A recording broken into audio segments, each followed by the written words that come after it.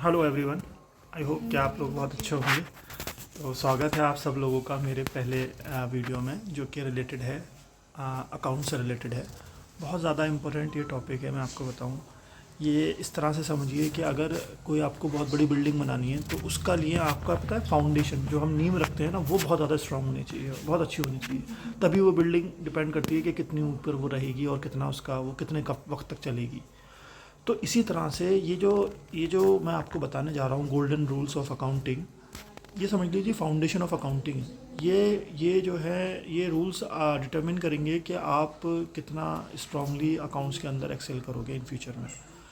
तो जैसे कि है ना, तो चलिए समझते हैं इस रूल्स को। ओके, तो मैं आपको जो समझाऊंगा बहुत सिंपल लैंग्वेज में समझाऊंगा और ऐसा समझाऊंगा कि आप भूलोगे नहीं, याद रखोगे। ठीक है, तो ये चीज़ बहुत इंपॉर्टेंट है आपको 11वीं क्लास से और सीए फाइनल तक ये काम में आएगी। समझ लीजिए सीए फाइनल में भी काम में आएगी ये ऐसे गोल्डन रूल है, क्योंकि basics, success start from the basics, याद रखिएगा। ठीक है, तो इसका सबसे पहला जो है ना, देखिए, एक होता है personal account. Personal account basically related to person होता है। अब पर्सन भी दो तरह के होते हैं, एक होता है नेचुरल पर्सन, एक होता है आर्टिफिशियल पर्सन। नेचुरल पर्सन मतलब राम, रहीम, आप, मैं, है ना, नेचुरल लोग जो होते हैं वो नेचुरली, उन्हें होता है नेचुरल पर्सन। और एक होता है आर्टिफिशियल पर्सन। आर्टिफिशियल पर्सन मतलब जैसे कि कंपनी एलजी लिमिटेड, राइट, ठीक है ना, रिलायंस लिमिटेड, तो आतिफ एंड कंपनी सपोज करिए। तो ये सब जो होते हैं बेसिकली ये क्या होते हैं, आर्टिफिशियल पर्सन होते हैं। लेकिन यहाँ लगेगा क्या, यहाँ पर्सनल अकाउंट लगेगा जब पर्सन का नाम आ जाता है। जैसे कि मैं आपको एक एग्जांपल दे रहा हूँ। जैसे कि लिखिए, जैसे कि हम कह रहे हैं कि Reliance company paid 1000 rupees to Ram. तो अब यहाँ दो बातें हैं, क्या कि रिलायंस ने 1000 रुपये राम को पेमेंट करा। तो देखिए इसमें एक तो पेमेंट करा यानी कि कैश गया, बैंक से पैसा गया रिलायंस के पास से। दूसरा, राम को दिया है पैसा, तो राम को दिया है। तो अब इसका पर्सनल अकाउंट का फॉर्मूला क्या कहता है? पर्सनल अकाउंट कहता है debit the receiver, credit the giver. मतलब कि अगर पर्सन कोई चीज़ रिसीव कर रहा है तो उसे डेबिट कर दो, और वो कोई चीज़ दे रहा है तो उसे क्रेडिट कर दो। अब यहाँ पर दो बातें हैं, एक तो कैश और दूसरा यहाँ पर है राम।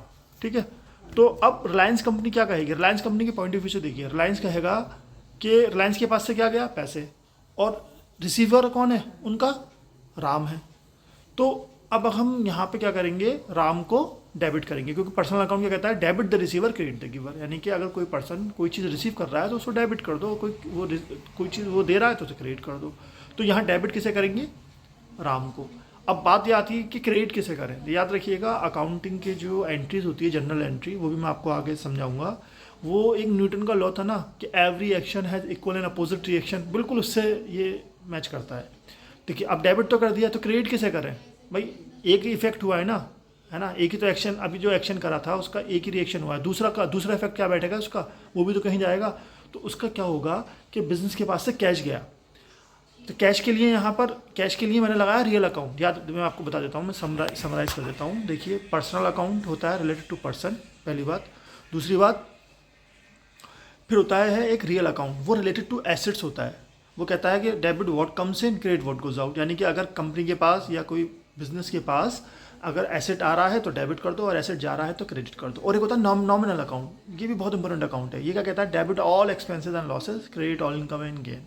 तो अब इस अकाउंट जो भी मैंने आपको एग्जांपल दी थी कि Reliance company paid 1000 to Ram, तो इसमें क्या हो रहा है, रिलायंस के पास बिजनेसमैन कौन है, रिलायंस। तो रिलायंस के पॉइंट ऑफ व्यू से क्या हो रहा है कि रिलायंस बेसिकली इसमें जो है वो, रिलायंस बेसिकली इसमें क्या कर रहा है कि रिलायंस के पास से एक तो कैश जा रहा है, बैंक से पैसा जा रहा है, दूसरा क्या, राम रिसीवर है। तो इसमें एक तो लग गया क्या, पर्सनल अकाउंट, क्योंकि राम नाम आ गया ना, नाम आ गया, भले ही वो आर्टिफिशियल हो या फिर वो नेचुरल नाम हो, तो राम आ गया, तो राम हो जाएगा डेबिट, तो राम अकाउंट डेबिट। अब बात करें क्रेडिट किसे करें, क्वेश्चन इज, क्योंकि every action has equal and opposite reaction, तो अब क्रेडिट किसे करें, तो क्रेडिट किसे करेंगे यहाँ पर। तो देखिए क्या जा रहा है, रिलायंस के पास से कैश जा रहा है, तो कैश जा रहा है यानी कि बैंक से पैसा जा रहा है, तो बैंक से पैसा जा रहा है, तो बैंक में मेरा पैसा रखा हुआ है, वो मेरा एसेट है, वो मेरा एसेट है। अब एसेट क्या होता है इसको मैं डिटेल में समझा दूंगा, आगे चल के समझा दूंगा, ये मैं अभी आपको शुरू में बताना चाह रहा हूँ बस। तो अगर और एसेट जाता है, तो रियल अकाउंट क्या कहता है, debit what comes in, credit what goes out. यानी कि कोई चीज़ अगर आ रही है, एसेट अगर आ रहा है तो डेबिट में कर दो, और एसेट अगर जा रहा है तो क्रेडिट में कर दो। तो यहाँ तो रिलायंस के पास से कैश जा रहा है, बैंक से पैसा जा रहा है तो क्रेडिट हो जाएगा। तो एंट्री क्या बन गई, Ram account debit to bank account. Simple है ना। तो अकाउंटिंग बहुत सिंपल है, आप इसको स्ट्रॉन्ग करिए। मैं बता रहा हूँ आपको, कोई कहीं दिक्कत नहीं आएगी, भले ही आप सीए के स्टूडेंट हो, सीएमए के हो, या सीएस के हो, या 11th या 12th के हो। आप किसी भी स्टेज में हो कॉमर्स में, आपको दिक्कत नहीं आएगी। ये आपके सामने चार्टर्ड अकाउंटेंट जो बैठा है, ये इन्हीं गोल्डन रूल्स की वजह से बैठा है। ठीक है, मैंने टीचिंग स्टार्ट करी थी बच्चों को पढ़ाना सन 2011 से। ठीक है, तो आप मेरा चैनल लाइक करिए, सब्सक्राइब करिए, और आपको इसमें बहुत आगे आने वाले वक्त में मैं आपको इसमें जीएसटी की भी जीएसटी भी समझाऊंगा, बहुत सिंपल लैंग्वेज में इनकम टैक्स भी समझाऊंगा, और अदर जो है वो शेयर मार्केट के बारे में भी थोड़ी सी नॉलेज आपको दूंगा। तो प्लीज़ लाइक करिए मेरा चैनल और सब्सक्राइब करिए। Thank you, bye.